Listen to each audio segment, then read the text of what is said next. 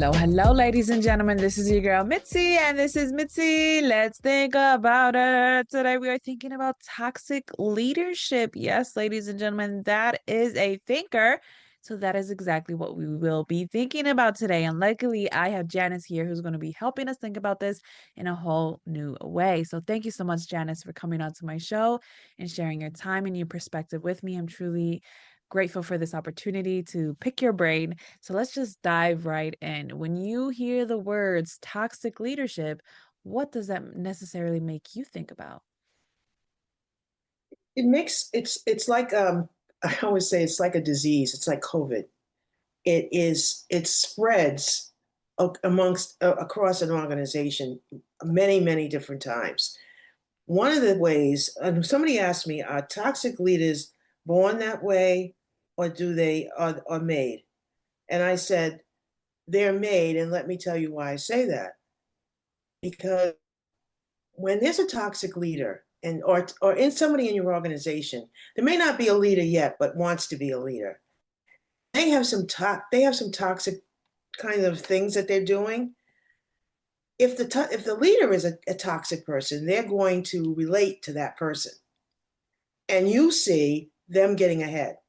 So you say, if I want to get ahead in this organization, I'm going to have to be like that. So then you have a stream of people going up the ladder that are toxic. And I think that's exactly how it happens because, as employees, we look around, we know what's going on, we see the progression of individuals. And I don't know how many times I've asked myself, why? Yeah. Why? Why are they getting ahead? I don't understand. Yeah, exactly. And it's frustrating because when you have good worth ethics and you do things with pride and with honor in your work and it gets dismissed as if it's irrelevant or you should be doing more and more and more, it's frustrating. And that's how good employers lose good employees because of those type of toxic leadership. I mean, it's like they just observe this, you know what I mean? It's naturally in us to have this observational learning to observe from other people and to learn to see what works and then to put that into our own frame of mind so that we can get the same results. But the problem is that we are learning bad habits. We are learning bad traits that should never be part of our MO. But unfortunately, it is just because we see it as, oh, well, if they're getting glorified, then allow myself to be put into that situation to be glorified too. So the fact that you say that they are not born, that they are just, it's just something that they learn. I mean, I absolutely agree that people most definitely learn how to have these bad traits that they assume to be good because of the situation that they want to be in, but in all actuality, I don't really think it benefits them in the long run and it doesn't benefit the team either. So what is a way to help people avoid becoming a toxic leader? I think one of the ways is this is how I did it. When I first went in, I was a supervisor at a company, and I had no idea how to supervise anyone. And so I remember this one day, and I really hate to admit this, but it'll explain to you why I'm saying this. One day, I was out at a conference, came back, and I had somebody there who was kind of like, watching over what was going on. And I called her in and she said, "Oh, yeah, so and so has just been acting up. They've been, going to lunch, not coming back on time, and all the rest of this." So, but the rest of the group she said the rest of the group did really well. So I called them all into a conference room. And I hate to say this. And I went around the room and I personally thanked each person, and said, "Thank you so much." And I got to her and I skipped right over her. And she said, "I think you skipped over me." And I said, "Yeah, because we'll talk about this later." And then I went to the next person.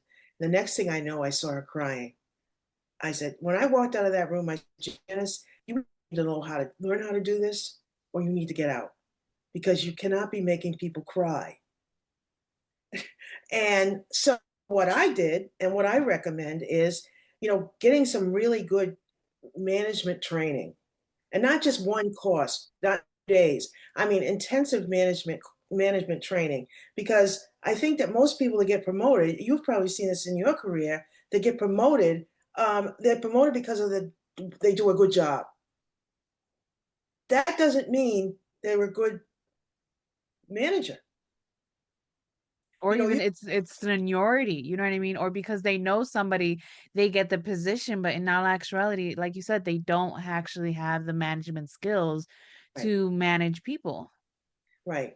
I mean, I would say that management is like an art and a science. The Mm, art is you have to like people. The science is you have to know how to do it. mm.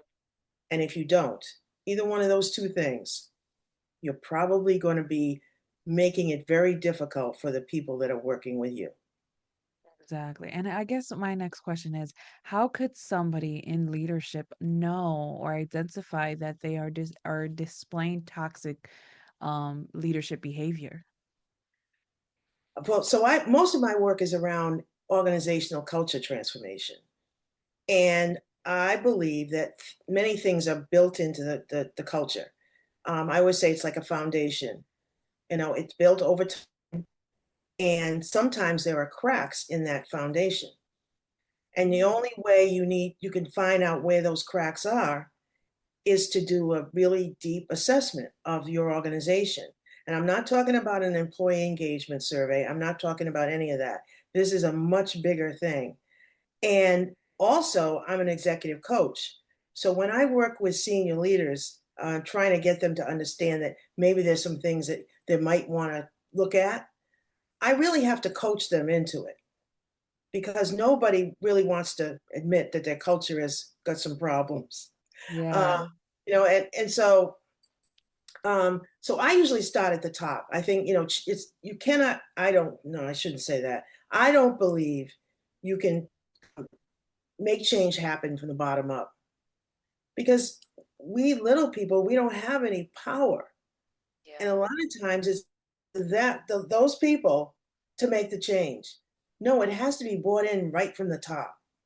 And Exactly. if I mean I've done a couple of these with when I've had to go in and talk to a leader. And I remember one situation. I went in, talked to the leader. Let me back up. I was sitting waiting to go in, and this woman walked in and sat down. I was in a waiting area, and she looked over at me and she said hi, and I said hi. She said, "Do you work here?" I said, no, no, I don't. She said, "Well, let me tell you something. This place is bad. This is a customer. The people are rude. They're terrible. They treat us really bad." And she said, she was going in to talk to somebody at the HR person or someone about this particular thing as a patient, was a patient. So when I got in with the leader, I said to her, I said, something really interesting happened while I was sitting out there. And I said, this person came in and they were very upset. I didn't go into specific details, but they were very upset about something that had happened to them. And, I think that that might be something that could be part of this, this investigation or look at your culture. I never heard from the woman again. I followed up with her. I mean, she was ready to sign on the dotted line. I never heard from her. So I said, okay, then they don't want to change. She doesn't want to change, you know. Exactly. Exactly. And I think that's the problem is that when they are confronted with the reality that their situation is not working and it forces them to change and they realize I don't really want to change the way that I'm doing because what I'm doing is already a lot enough. And one thing I realize is that you're absolutely right that it's the upper leadership and then it ripples down because the upper leadership if the main owner or the main manager or the main person in charge, the chief or whatever is delegating all of their work to other people and never actually there and never actually doing the work, but they're claiming they're doing the work, the other people are going to do the same thing because they see, oh, well, the owner's doing that or the boss is doing that. So then if the boss is doing that, I can do it too. And they just delegate, delegate, delegate all the way down. And then everybody's stressed out. Everybody everybody's overwhelmed. Nobody has the patience to do their own work because they're doing somebody else's work, and it's stressful. So then when somebody from the bottom complains to the top about what's happening, they're going to be like, "Oh, well that's not really a problem because I do that too." And then it's like, "Wait a second, that's a problem because it's affecting me, it's affecting our clients, it's affecting our environment. Why aren't you realizing this?" Because we I had that situation with my husband. He I told him to leave that job because it was not worth trying to fight something that wasn't they weren't willing to see the situation as a problem, because they kept on excusing it like, "It's all right. It's all right. It's not that big of a deal. Just work around it. Just work around it." And it was always, "Oh, work around that person." But it's like, how can I work around that person when I'm always dealing with that person? Like, it doesn't make sense. So it's like we really have to realize, like, we have to take accountability for our actions, and we have to honor our what we're going to do and what we're going to say and how we're going to do it, because it makes no sense to just delegate, delegate, delegate, but then never actually do anything. Like, oh my goodness, it's so frustrating. So it's like, I know that you wrote a book about toxic leadership. So what made you necessarily write this book? I didn't write a book, but I've Oh, talked a lot about it. oh, you didn't write a book. I thought you wrote a No. book. I No, apologize. that's okay. That's okay. No, but it's all part of my work. I'll share another instance that happened that'll just like your husband. So I got called in because there was a multi-floor building, and they were saying that they were having problems with one floor, the people on one floor. And I Okay. thought, that doesn't sound right. Yeah. They Fishy. said, we want you to sit down, the nurses, the doctors, and the front line. Okay. So I sat down with the nurses, and I don't know if you have any nurses in your family, but they don't hold back. They tell you exactly like it is.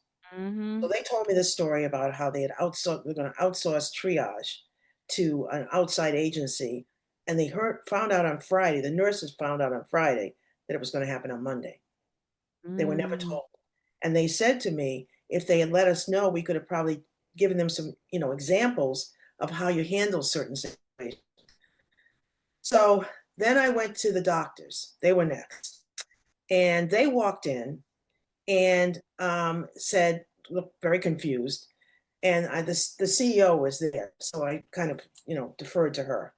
And she said, um, the reason why we're here today is because we want to find out what some of the things. So they said, that's not what I was told. You know, when did this happen? So now they're really skeptical. Like I was like, oh boy, I'm walking into a firestorm here. And so we start the process, and one doctor says, we're doing the best we can. I hate And that line. she started crying. And then another person started crying. Now, when you can make doctors cry, that takes a lot, takes a lot. So I went through, the process of getting the information. And then I went to the front line. The next step was the front line. So I interviewed all of as best as I could. And they were probably they were very candid, and they saw what was going on. It's funny when you get to the lower level, they know what's going on. They see it. So Mhm. when I went to the CEO to kind of present this, she said, "See, I told you. They're always blaming us for everything." And I was, oh my God, oh my God, how are we going to do this? So I Yeah. said, I'm going to put together like, and I didn't call it a playbook at the time, but a plan of some of the things you might do to mitigate Yeah. these issues that have come up. And I have to say this, they actually took it and did something with it. They Good. implemented a much better communication process, much better, review process, having the leader more visible with some of the things, because the leader was in a whole different building, so they didn't get over there that much. Um, and I was so pleased to hear recently that they received a $30 million grant. And I said, and this has taken time, this was not yesterday that I did this, um, as found from a foundation. And I was like, okay, they're doing it. Whatever it is, Yeah. they're doing it. Yeah, that's great work to be able to be in that situation and be able to see them actually make the change and implement the change and want the change in their environment because I was a CNA for many years and I know exactly how it goes. The doctors delegate to the nurses delegate to the CNAs, and everyone above the doctors, man, they do not know what's going on. And it's a heartbreak because I mean everybody tries to do their best, but at the same time nobody really cares because it's all about themselves. You know what I Right. mean? And then they always care about like, but what about me? What about what I got to go through? What about this and this and this and that? So it's just like when people stop taking it as if the pressure's all on themselves and realizing like, this is a group effort, this is a team effort, we are all doing this together. I think that's when people really realize, like, you know what, something really does have to change. You know what I Right. mean? And I think that's the thing that people really need to realize. Like, if something is not working, then it's time to change it or let it go. You know what I mean? So it's like, what would you say to companies that have a bad apple and just are holding on to that? You have to be mindful, first of all. You have to know what you want in the people that you're hiring. And I was talking to somebody the other day about value-driven hiring.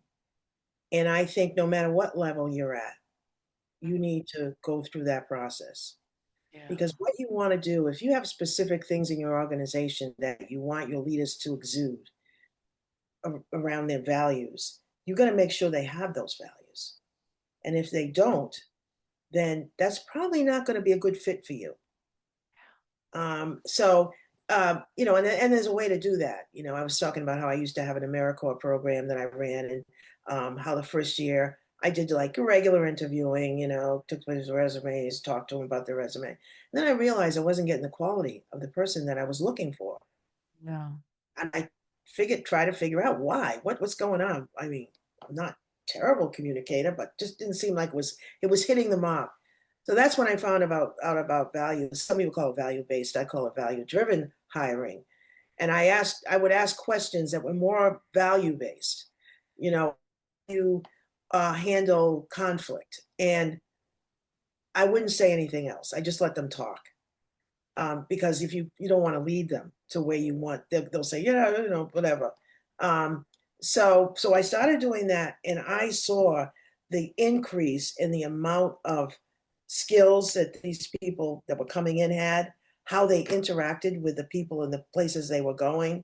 And I said, there's something to this. There's Mhm. something to this.